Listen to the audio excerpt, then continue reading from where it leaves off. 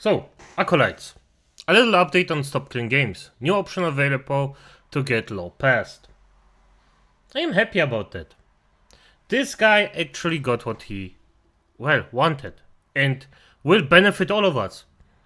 So I don't see the harm in it. Unlike other people that may start with a P and end with an R. But hey, let's not ride that dead horse. Let's start and see the positives. Hey everyone, I'm surprised how often I'm saying this these days, but I have big news on the Stop Killing Games campaign. This is not an exaggeration. We have a new option that could get new law introduced to start protecting games you've already paid for. Though it's only for Europeans. Again. Sorry, what can I say? Do not worry about it.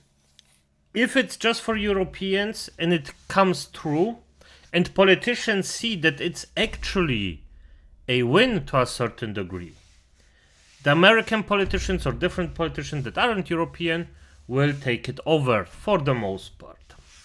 So yeah, it is a beginning. Europeans seem to have all the options on consumer rights. I'll cut to the chase. The Digital Fairness Act in the EU has opened up for public commentary. Now, the Digital Fairness Act currently does not cover the problem of games being destroyed, but it covers a few issues adjacent to it. I'll get to them in a minute. So the strategy here, which has been suggested by the BEUC and some political insiders I've talked to, is to politely suggest, hey, maybe the Digital Fairness Act could swing a little to the left and protect video games while it's at it. As of the time of me recording this, there are 17 comments on its page. So if we had, say, a few thousand polite suggestions to include protecting video games from being destroyed, that might get the EU's attention. From everything I've heard, this strategy has a real chance of working. I would not call this a long shot. I would say it's another one with maybe coin toss odds of being successful. And best of all, this is an additional option on top of everything else we've been doing. So the Consumer Protection Agency investigations in multiple countries? Still happening. The European Citizens Initiative? Still happening. Though seriously, hurry up if you haven't signed it and you're eligible. It ends in just a couple days. So, Let's go overkill and open up. Guess what? What the? Damn! That took one of my phylactery charges right now. Damn! Possessed by a demon! Fair enough. Irrelevant. The thing is going on, so if you can just help out, I think this will be a positive force. This new option. Though, again, it's only for Europeans. Sorry. But more people can participate in this than the Citizens Initiative.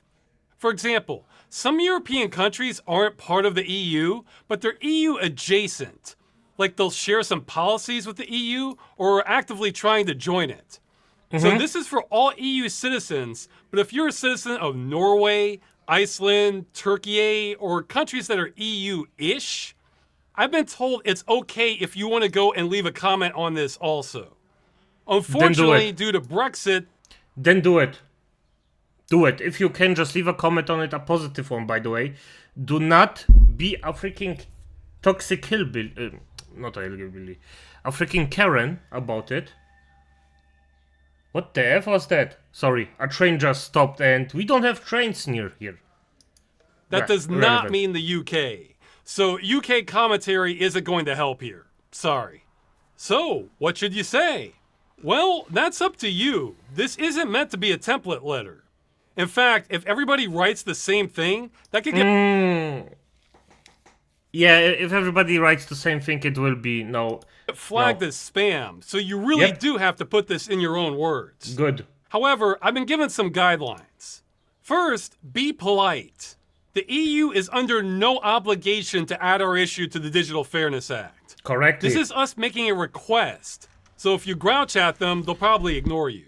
Second, ask if they can add protections against video games being destroyed that have already been sold to customers. If you have a personal experience with this, that's even better. If there was a game you liked that was destroyed, or if you're worried about a current game being destroyed due to it being online only with no end-of-life plan, you can tell them. Or you could bring up how hundreds of games have been destroyed already, and hundreds more are at risk of being destroyed. There's been a community made in... I would say the thing how hundreds more have been destroyed is a better argument because it's well emotional, or you can put it in an emotional way, and this is how you human beings actually react to stuff most of the part. So I mean, do it as you will, but you know, index of them here if you want to take a look. And of course, feel free to mention that the Citizens Initiative already has over 1 million EU citizens expressing support for protecting video games from being destroyed. That might give this a little more weight. Maybe avoid URLs though, since that might trigger spam filtering. yeah. You can just leave a sentence or two, or you can write a short essay. You have up to 4,000 characters to work with. Now, you do have to register in order to give a comment, but they give a few options here. Electronic ID, even Facebook and Google. Also, select EU citizen or non-EU citizen if you're Norwegian or something. Do not select consumer organization. Stop Killing Games is not an official organization. It's just a grassroots movement. Anyway, if you leave a comment on this, you could be opening up a whole new avenue to protect games. Let's make the topic of game destruction impossible for the EU to ignore. The whole world has been ignoring this problem for 15 or so years, so we're making up for lost time here. Speaking of time, some good news. Unlike the European Citizens Initiative, which ends in a couple days, this is open until October 9th. So if you're watching this late, you can still leave a comment and help protect games. In fact, I have no idea if the EU's website can handle a flood of people or not. So on the off chance it goes down, just come back later.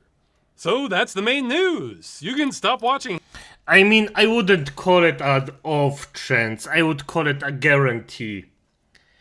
I'm just gonna say this. I think that the servers run in Germany and in Germany the internet not the highest priority. Yeah, we have a worse internet in a third world country, so yeah. Just gonna say thank you the powers that are right now. Here if you want. But some of you may be wondering, what is the Digital Fairness Act? And why is this a good option for protecting games? A very relevant question. Well, the Digital Fairness Act is a kind of hodgepodge of protections the EU is trying to push to rein in some bad practices occurring in the digital space. The big ones they mention are dark patterns in online interfaces, which is kind of weaponizing the GUI to do things customers don't want, addictive design of digital services that pushes users to spend more money, or hey, look at that! Gambling-like features in video games. Nice. See, this is what I mean. That's not the issue of Stop Killing Games, but it's totally in the same neighborhood. Personalized? Hey, I take it. If they can remove this shit out of the games, good. Perfect. And I hope they actually... I mean, I'm gonna be honest, in this case, I rather have them remove... If it's extreme, I rather them having removed gambling totally in gaming, but I hope they mean actual paid gambling, like if you have to pay real money for it, because if it's in-game gambling, I don't care. If it's just some gold or something like that you have to spare for it, I mean, you're gonna lose it, you learn from it, you won't repeat the mistake, probably. Yeah. So, there's that. Targeting. Like if they were to push gambling ads on someone who's a gambling addict. I imagine something like that. Making it hard to unsubscribe from digital subscriptions, and problematic commercial practices of social media influencers. So what we're trying to do is add a number 6 here. Publishers permanently disabling video games they have already sold. I'm sure they'll word it differently, but you get the idea. We're trying to invite ourselves to the party here. Now, I know what some of you are thinking, and that's, whoa, whoa, whoa, Ross. I'm someone who thinks we shouldn't have a lot of government interference. And this looks like a lot of government interference. I don't want games being destroyed, but I don't trust the EU not to go too far on this other stuff. They could screw it all up. Well, guess what? You could be completely right, and I'm not trying to tell you otherwise.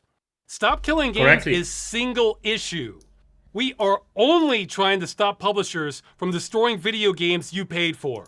That's it. If we get that, then it's mission accomplished. All of this other stuff here is outside of our scope. So if you have strong opinions and all this other stuff, feel free to tell that to the EU also. See, the thing to realize is this stuff here is already set to happen. We had nothing to do with any of these proposals. But if there's a chance we can piggyback our issue onto legislation that's already happening with or without us, oh, yeah, we'll take it. I mean, we're trying. And by the way, I actually agree to a certain degree with this comment, but the thing is,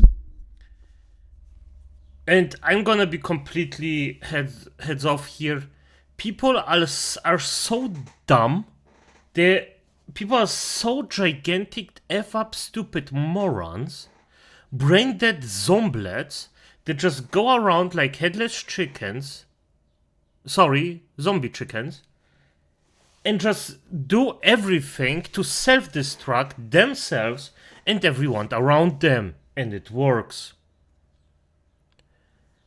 We need a bit of government interference to protect us. That's something that we at this point need. I am not a fan of it.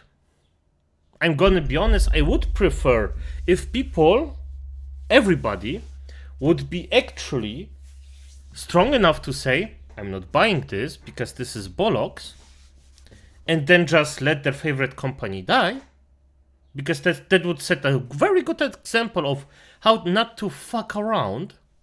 But sadly, no, this won't happen.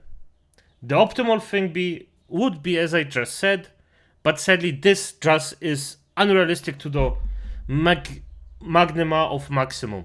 It's just not happening. I would have to borrow the time of everyone of them, resurrect them, and actually force them to do this. So sadly that's not happening. So what's the other option? A bit of government interference, because that's actually a power that the companies that are up there just cannot go against. So sadly, I think it's just, the evil that we have to accept, even though I don't like it. Trying to keep Stop Killing Games contained to just the core issue. By the way, to a certain degree, I don't think that they should go full freaking mumbo jumbo, freaking tyrant and take over everything. No, that's not what I'm saying. I'm saying it's just the thing that we have to do to actually not get shafted even harder in the long run. Hopefully.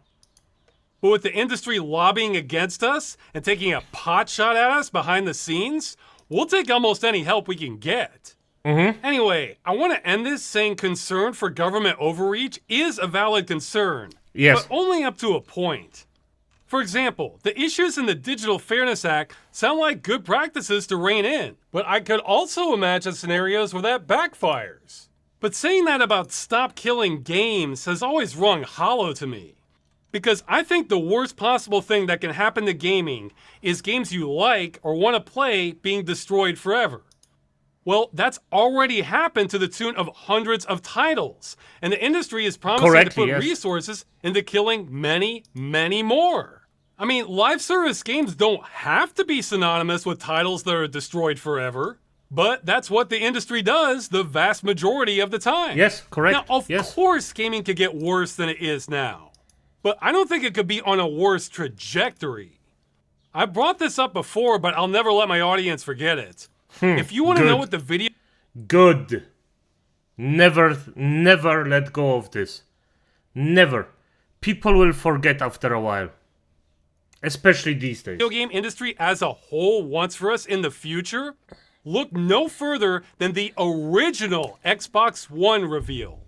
Some highlights of that were no game sharing, needing to connect to the publisher every 24 Yep. hours or all your games would stop working, having every game you own on the platform be at risk of being completely destroyed when Yep. support ends, even if you have physical copies, and having a mandatory surveillance camera that could detect biometric data like your facial expressions or heart rate, and would upload that data to the publisher. Now, they ended up backing off of some of that due to competition, but the industry tipped its hand there. This is the trajectory we're currently on. It's just slower now. It's the whole boiling frog metaphor. Microsoft's mistake was they turned the heat up too fast. And it's not just them. Stadia had streaming-only exclusives. How do you get less ownership than that? Ubisoft has Damn. its infamous quote about players needing to get used to not owning their games. And Blizzard killed a game they sold over 50 million copies of, which made them billions of dollars, and they kept everyone's money. So they were rewarded for that. And that's the path we're on right now without regulation on this issue. So if we don't get regulation, the industry is promising to kill more of our games. Yes. But if the regulation backfires, what's going to happen? The industry will still kill our games? So yeah, I'm not scared of the government making gaming worse than this. Oh, this What the dude. industry wants here already scares me more. All right, that's it. Last call to go sign the EU initiative and first call to go comment on the Digital Fairness Act. Let's get it done. Nice. I am happy that everything goes so smoothly. I mean, it's good to hear something good like sometimes, sometimes something positive. Yeah, that's nice. That's nice to hear. So it's not everything is bloom and glue. So, as it is, acolytes, good night.